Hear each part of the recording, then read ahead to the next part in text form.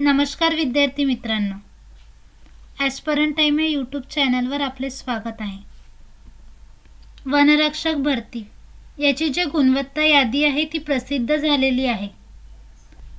काल त्यांनी सर्व विभागानुसार गुणवत्ता यादी जी आहे ते प्रसिद्ध केलेले आहे।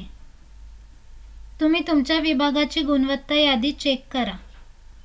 लेखी परीक्षेच्या मार्क्सनुसार त्यांनी ही गुणवत्ता यादी प्रसिद्ध केलेली आहे।